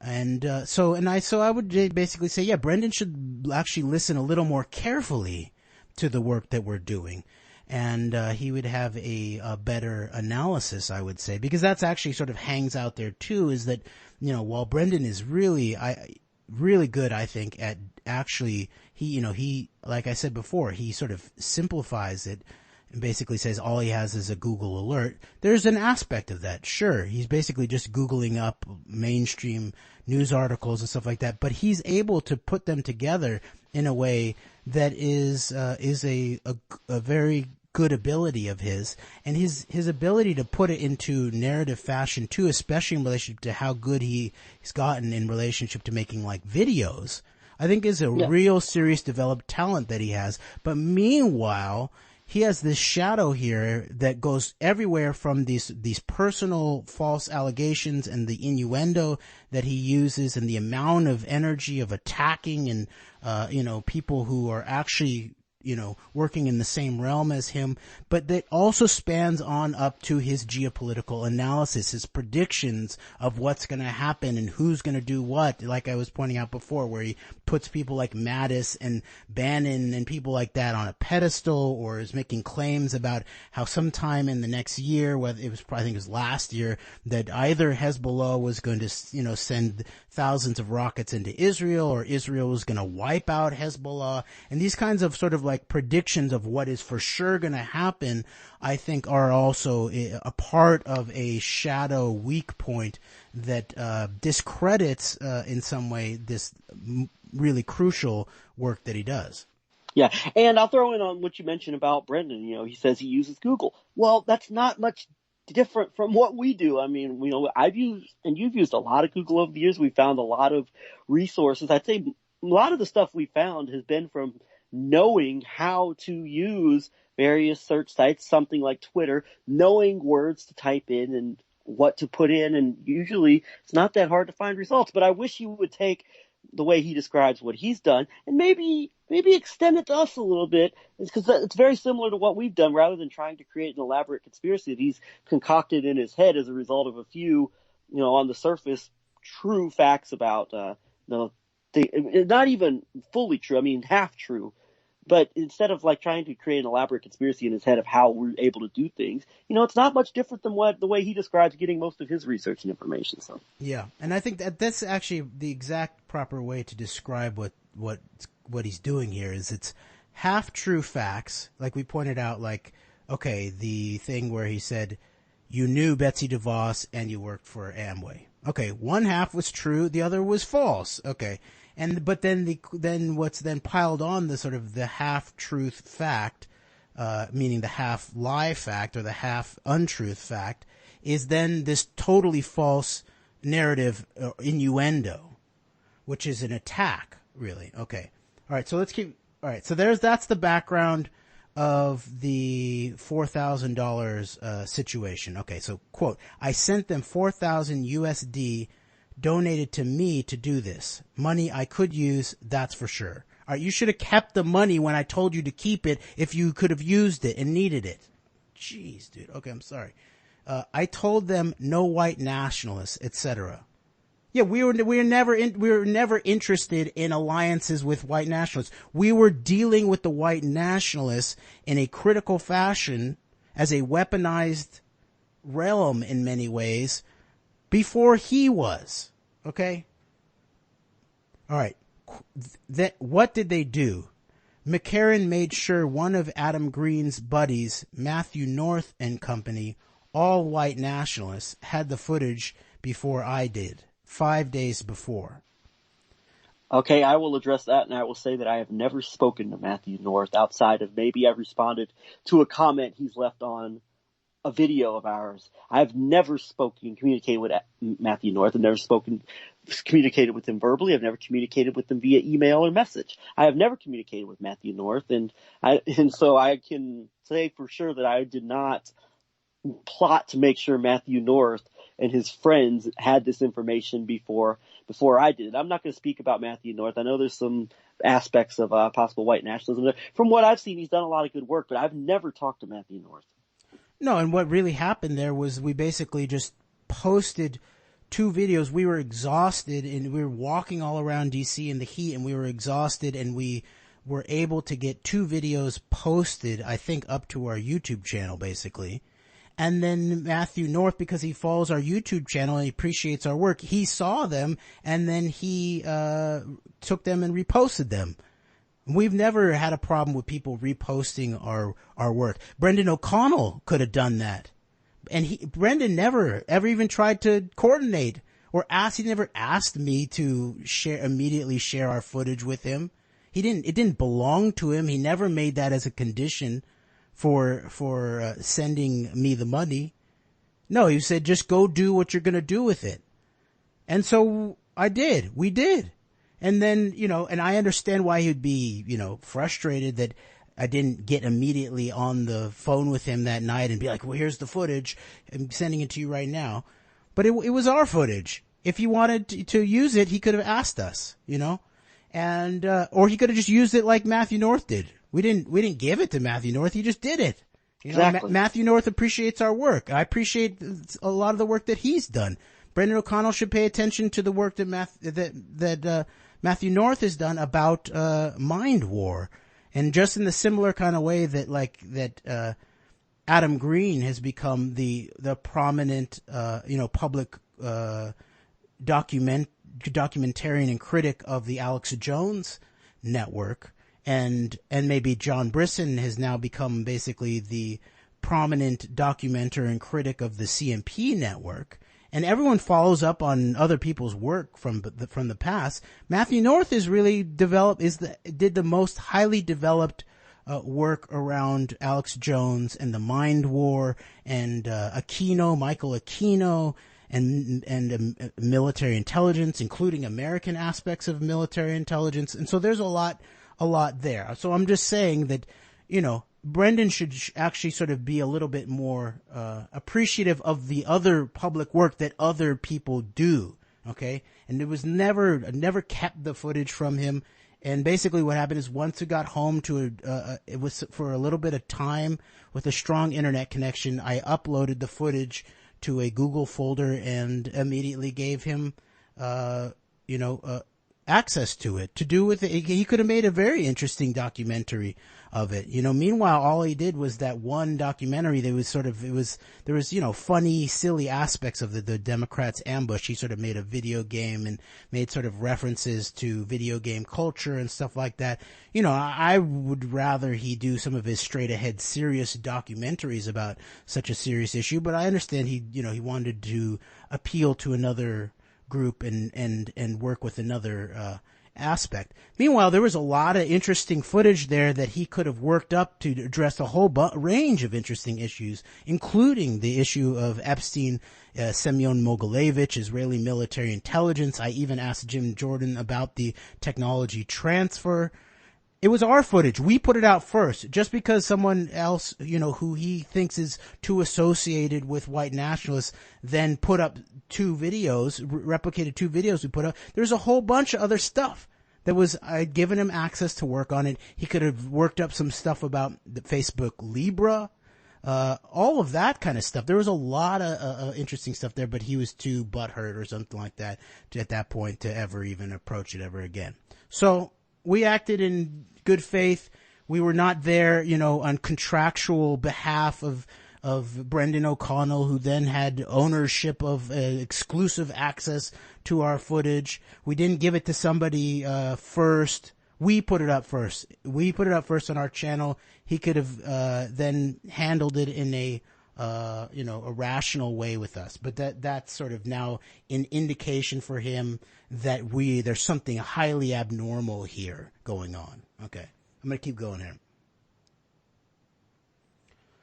All right. Quote, I complained to McCarran and Kushel, just Kushel also with an additional L.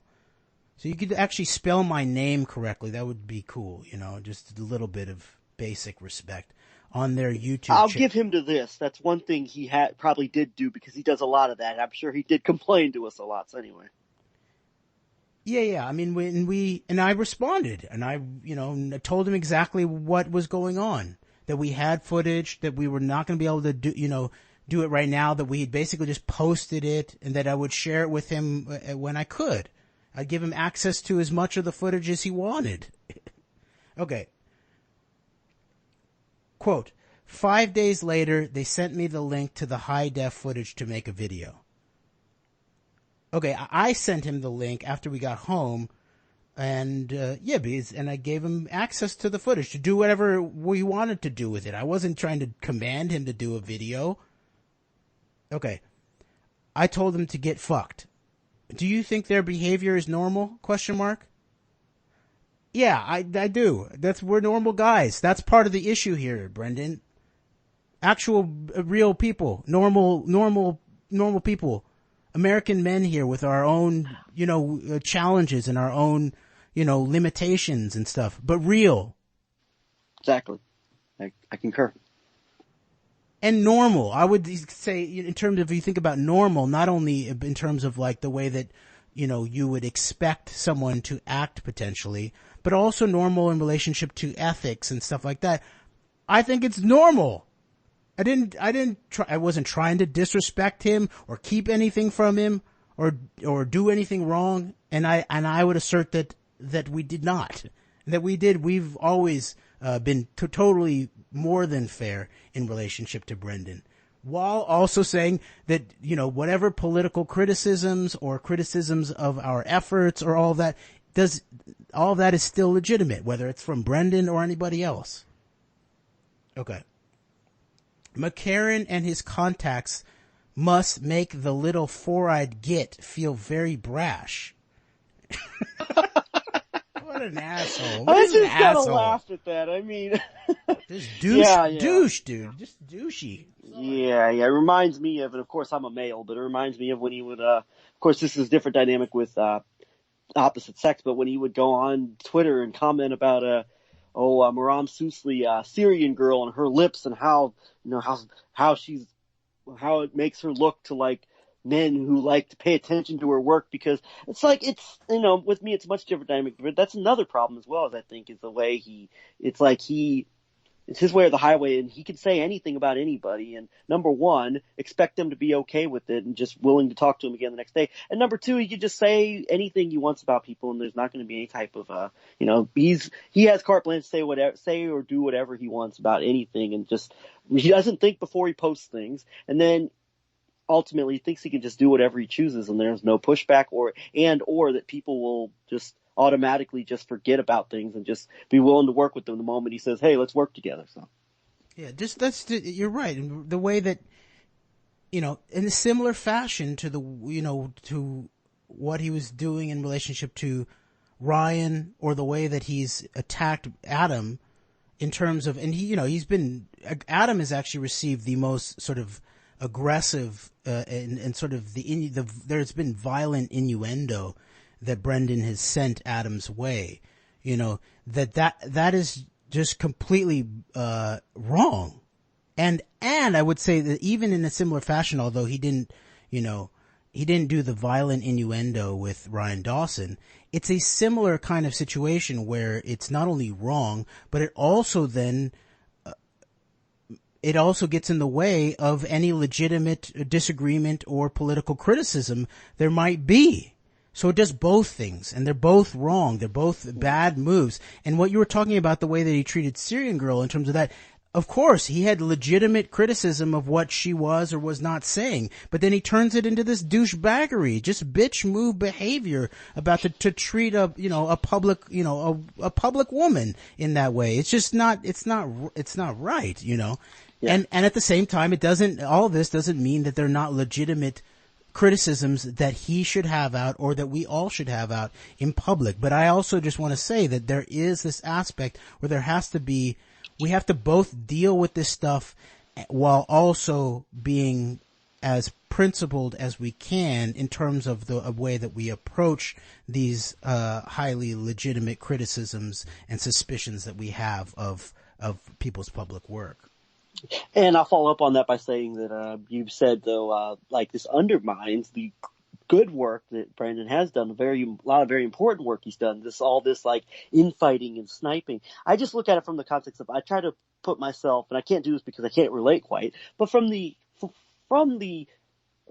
to put myself in the shoes of an outsider who's just looking into this stuff, and perhaps say, for example, somebody who does not have much familiarity at all with this issue, hears about, or might be starting to learn a little bit about Talpiot and some of these very high level, aspects of things. And then you go and you find Brendon O'Connell video, and somebody who does not know these people, is not attuned or privy to the ins and outs of these movements and these people and these personalities, just hears all this sniping and name calling. It's I don't think it can be taken seriously. So that's another issue I have with it. Yeah. Of course, and in my more sort of suspicious moments, I then look at behavior of where there's just sort of disrupting going on. But I don't think it's that. I think there's something else going on, and I don't want to get into it in terms of, because I think it's sort of psychological, and I'm wary of doing, that kind of thing,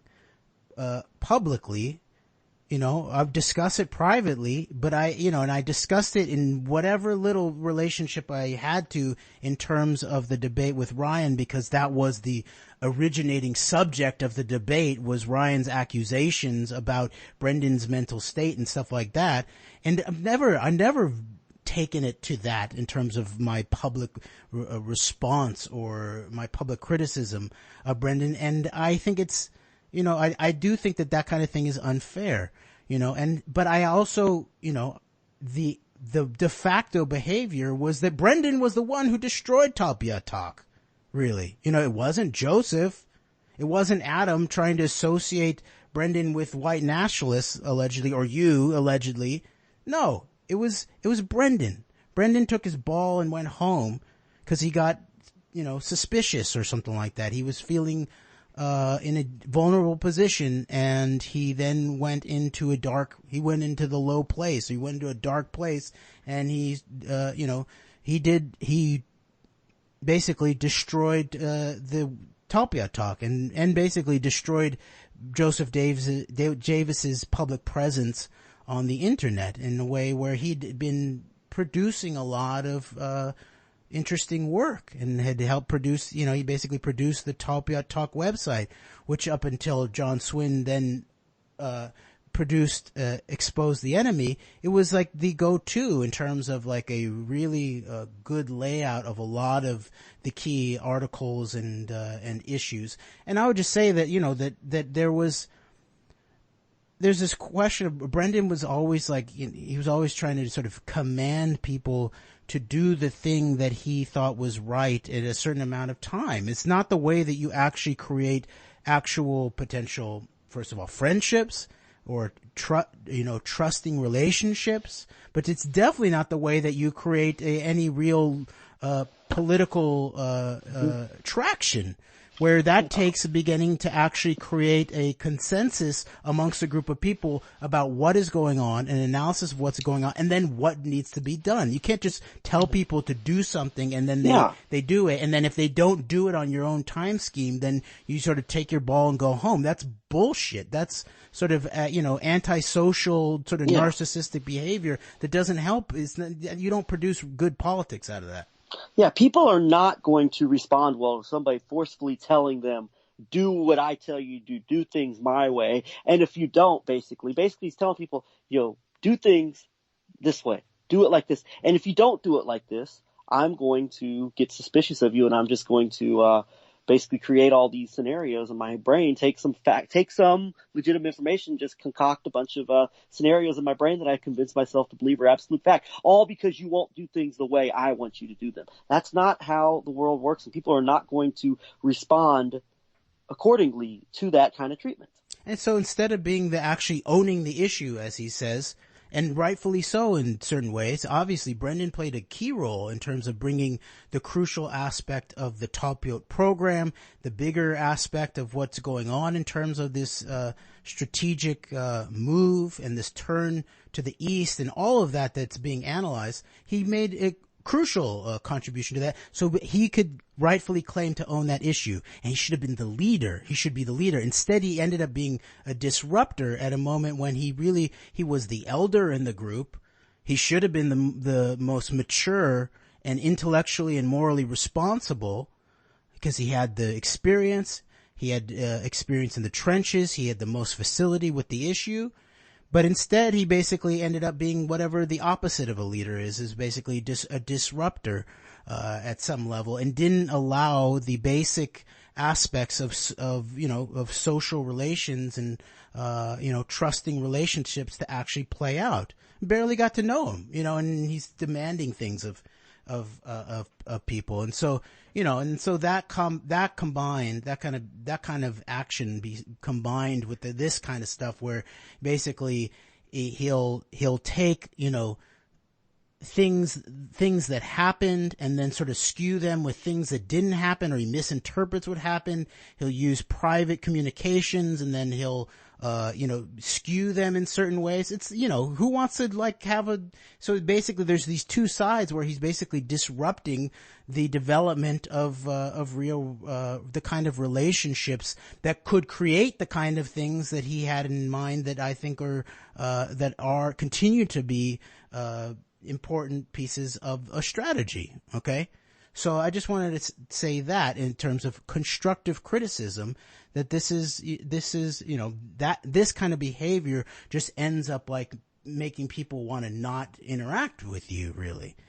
And you should be in this realm by owning the issue. There should be a dignity and a solemnity and a leadership quality that comes along with that.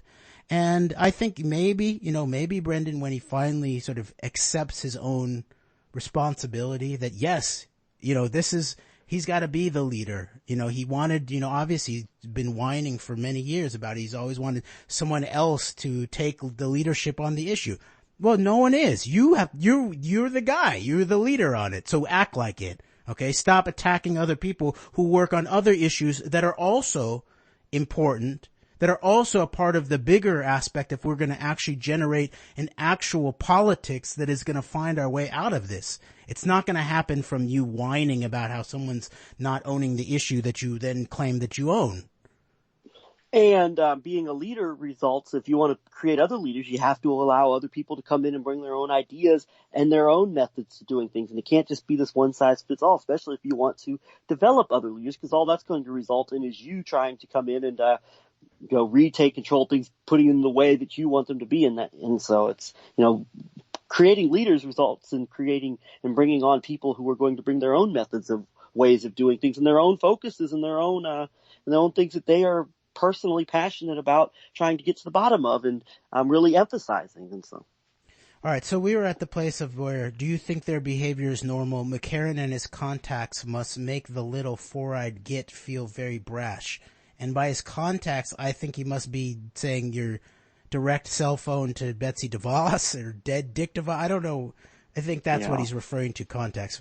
But meanwhile, he's referring to the fact that I had the videos and I then supplied him the videos. It had nothing to do with you, really, sure, we worked together on that, but I was responsible for maintaining the video camera and the data cards and the video footage. You never said you were going to do that. You never claimed to be doing that. And so it's just whatever. Okay. All right. Next. And then there are Kuchel's relatives. Again, no, not my actual full name. It's misspelled.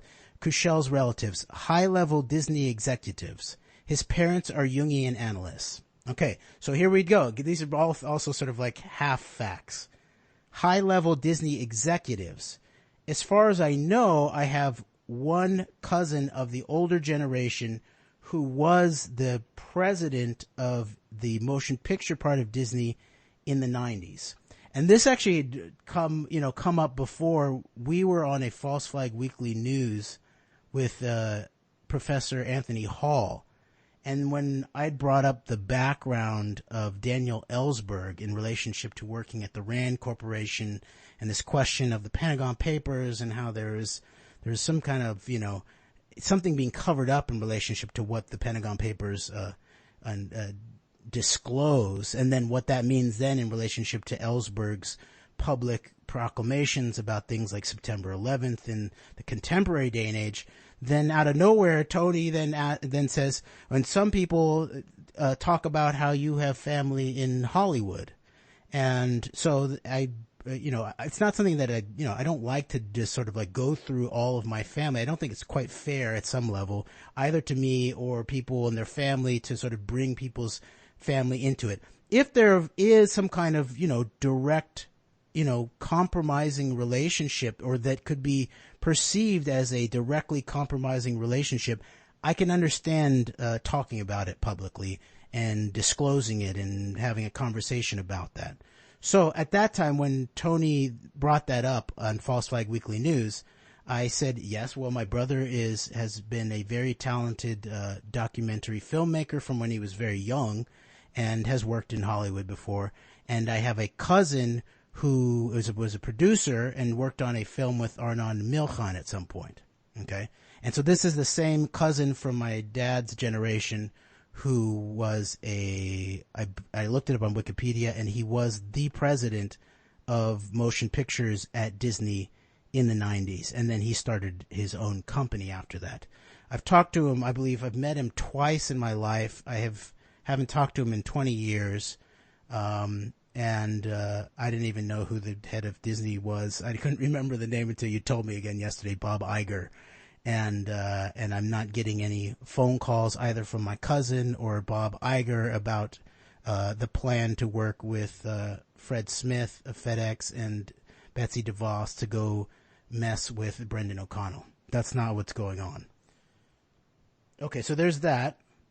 At least Brendon got the sort of the gist of the fact right, because I saw it was put forth that Sway Guevara, whoever you are, whatever your name is, Greg and I have been out here with our real names, our real backgrounds out in the open, So, but Sway Guevara had said something on one of our comments about his parents are high-level Disney executives. Okay, so there's the half fact and half truth there. And then his parents are Jungian analysts.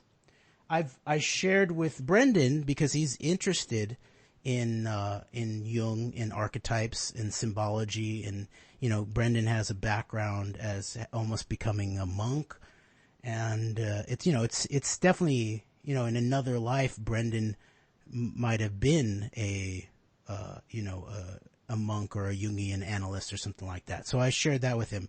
My dad's not that. But he sort of lumps them in together, so that everybody's some kind of like archetype or an external reflection of him at some level, is sort of what that seems to be doing. My dad was a retired psychiatrist who, towards the end of his career, worked a lot with people in homeless transition and stuff like that, and who really believed a lot in the talking cure. Okay, so there's the truth of that. That has absolutely nothing to do with why we didn't send him the videos when he wanted them or whatever it was. Okay. And it doesn't, definitely, my parents' background probably does have something about the way that I understand the world, and, and I do have strong psychological approaches to things, and some people, friends and associates think maybe that goes overboard sometimes. But I like to, I do try to, utilize. I have a strong, both inherent and, familial background of psychological, a sort of comfort in thinking through psychology and, in the way it works. And so I do apply it, I try to apply it to, politics, my own situation, that kind of thing. So in that way, I guess there is, that influence is there. But in a direct way, it has absolutely nothing to do with like the actual work that we do on the antidote or what we did or did not do in Washington, D.C. on Brendon O'Connell's dime. I couldn't agree more. And, going back to the whole Che Guevara thing, there's a couple of things that I think about with regards to that is, one, I don't know what his motivations are. And I'll say with regards to the Disney information, I don't know if Brendon got this from going back into past False Flag Weekly News, if he's been taking notes on this for a while, or if he's gotten this from this Che Guevara and they've either been in contact for a while. I don't know the details of that, but I don't know if Brendon just hears Sway put this out and then just believes it and runs with it. No, it must have gone the other way in a way, because it's obviously that Che Guevara got it wrong. So that's the derivative step. I mean, it shows you the sloppiness of this kind of quote unquote analysis where one step removed and the basic data is already skewed.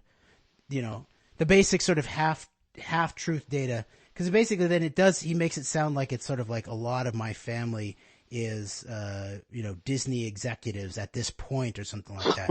So, it's sort of a half truth of some sort. And then his parents are Jungian analysts again is a half truth. And then, I talked to him about my mom being a Jungian analyst, but my dad is not. And he just sort of lumps it all together. It's just the world, it's just out there and it's a reflection of him. But, it is interesting that, and I wonder, I'm sure it's not difficult to dig up basic background research on people. And, and the way Tony posed it to me, it was clear that someone had supplied him or, someone had basically, instigated him to ask me the question or something like that. The way he said some people say, it was sort of like that kind of phraseology. So I don't know, it could be similar sourcing in relationship to Brendon. I don't know. It doesn't really matter. This last paragraph is a hoot. I mean, he ties the entire conspiracy together. I mean, the last paragraph we're going to go over. I think he tied the grand conspiracy together, Jeremy. Yeah. Okay. So should I read this last? And then we are back to Alex Jones and Trump and the National Prayer Network and Joe Rogan and Joel Skousen, whose closest relative is extremely close to the National Prayer Breakfast and the quote-unquote family, W. Cleon Skousen. I think that may have been more directed at his criticisms more towards maybe, say, Adam Green. And once again, we're not going to address those criticisms in this video, in our video, in talking about our situation. But I mean, it's just this, the grandiose conspiracies tied together in his head that basically all of these entities are somehow either directly or indirectly in a significant manner involved in an elaborate plot to discredit him and ruin his reputation by associating him with those damn white nationalists. That's what it sounds like to me. Yeah, and then the other thing, we won't read it, but the final paragraph is basically then in a similar way that there's a black innuendo about my quote-unquote parents being Jungian analysts. There's also then that like being a yoga instructor is somehow a universal sign of proof of conspiracy or something like that. And so, the innuendo behind all of this is bullshit and is wrong. I don't know if it's a lie. I don't know if he sort of, if he knows it's false. I don't think so. I think it's sort of like caught in a loop made himself of some believe it. Like he's convinced himself that this is all true.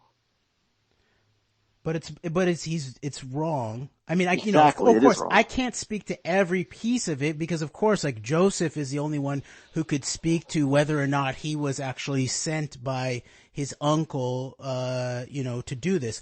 All I can say, and then all you can say, speak for your own self in relationship to, as you did, in relationship to Betsy DeVos, is all I can say is that I was not sent by anybody, and I was not part of any conspiracy to go after Brendon O'Connell or to infiltrate him. In fact, I've been, very uncomfortable in certain ways in relationship to, relating to him.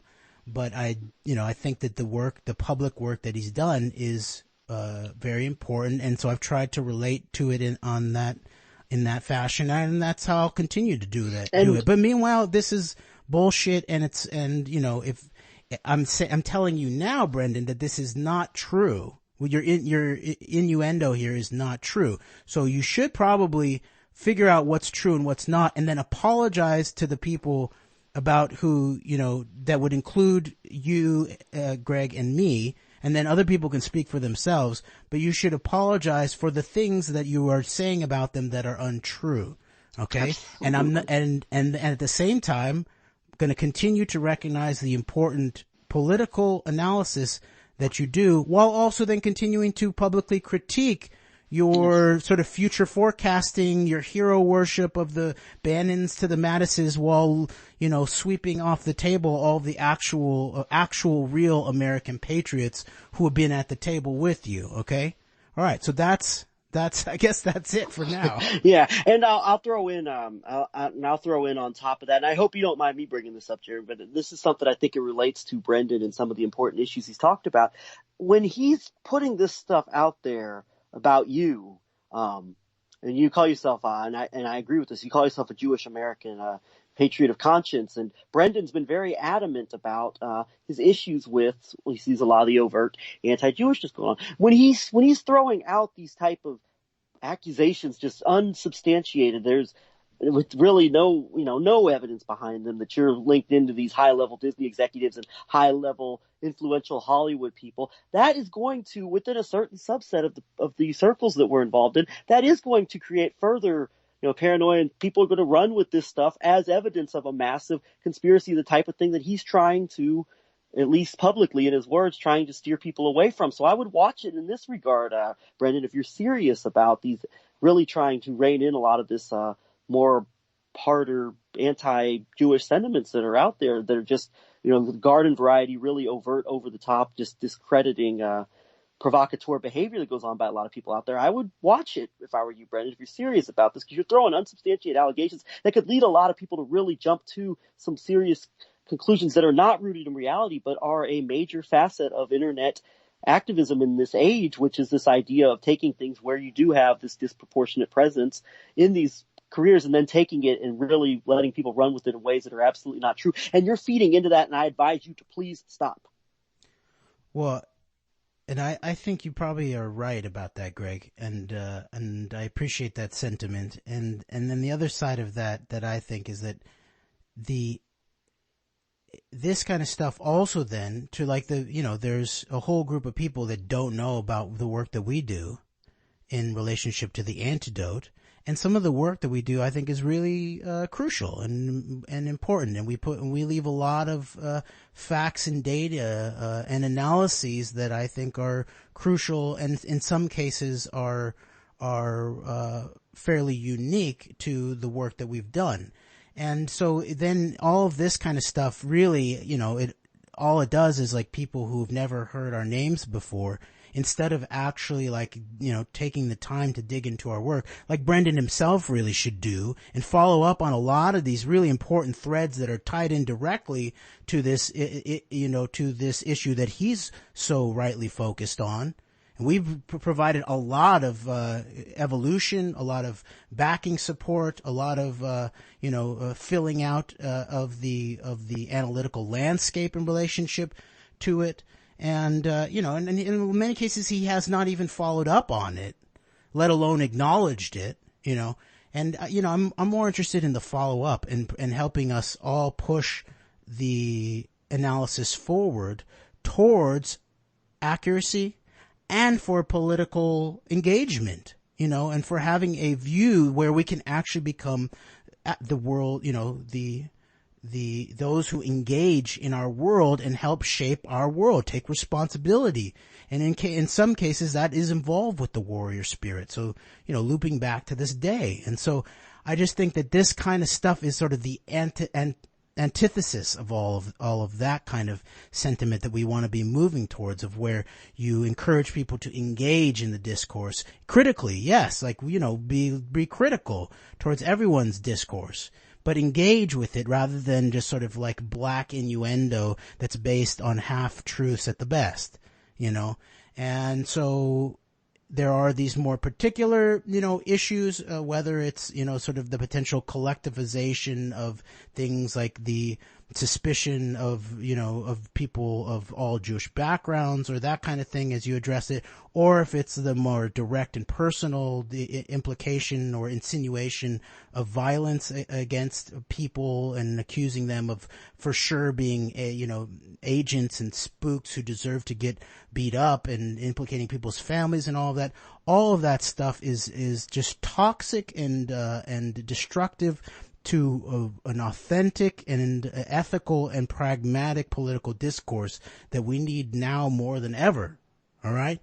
So so that's it, and if there's any other sort of factual issues that get put out there, we'll try to respond to them as best we can, but we'd rather not deal with all this crap as we end up we ended up spending the vast majority of this week's sort of antidote radio show on this stuff rather than the actual news. And so now we're going to have to go back and do some of the real serious work that we really wanted to do, which is digging up a lot of stuff about this very interesting Council for National Policy hooked in with potential Russian organized crime background of the hardware of election fraud in the United States of America that I think probably needs to be, further put on the table and dealt with right now, actually. And so, we will put that forth, as we can, but,